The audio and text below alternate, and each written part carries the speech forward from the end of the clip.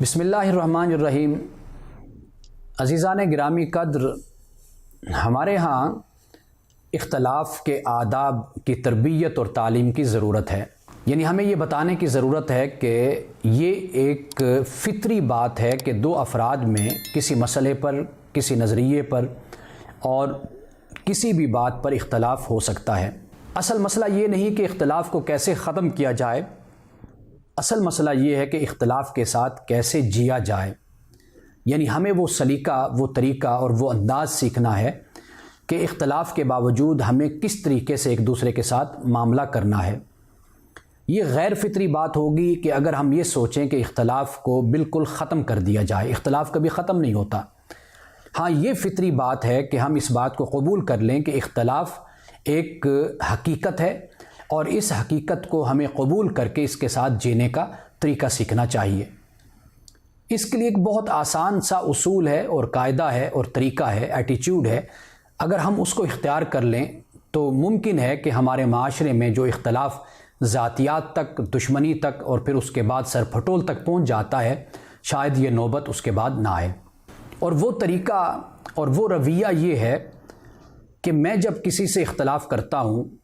تو مجھے ہمیشہ اپنے مخالف اور اپنے مقابل کی جگہ پہ بیٹھ کے سوچنا چاہیے، اس لیے کہ ہم جو جذبات اور احساسات اپنے لیے رکھتے ہیں وہی جذبات اور احساسات دوسرا بھی اپنی بات کے لیے رکھتا ہے۔ یعنی مثال کے طور پر میرا یہ جذبہ اور میرا یہ خیال ہوتا ہے کہ میری بات درست ہے،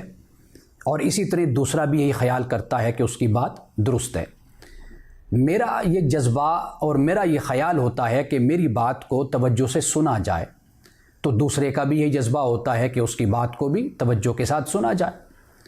میرا جذبہ یہ ہوتا ہے کہ میری بات کو احترام کی نظر سے دیکھا جائے، یعنی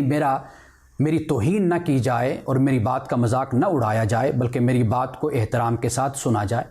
دوسرے کا بھی یہی جذبہ ہوتا ہے کہ اس کی بات کا احترام کیا جائے، اس کے جذبات کا خیال کیا جائے۔ اور چوتھی بات یہ ہوتی ہے کہ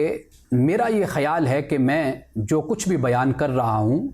جو میری سوچ ہے، جو میرا خلاصہ اور نچوڑ ہے میری زندگی کے مطالعے کا، دوسرا بھی یہی خیال کر رہا ہوتا ہے کہ میں جو بات بیان کر رہا ہوں وہ میری زندگی کے مطالعے کا خلاصہ اور نچوڑ ہے، اور جو میں نے سیکھا وہ میں اپنی بات کو پیش کر رہا ہوں۔ اگر ہم ہمیشہ دوسرے کی جگہ پر بیٹھ کر سوچیں اور اس کے جذبات پر کو اپنے اوپر طاری کر کے دیکھیں تو معاشرے میں جو اختلاف ذاتیات تک پہنچ جاتا ہے یا ذاتیات سے آگے بڑھ جاتا ہے، تو یہ اختلاف کبھی بھی اپنے حدود سے آگے نہ بڑھے۔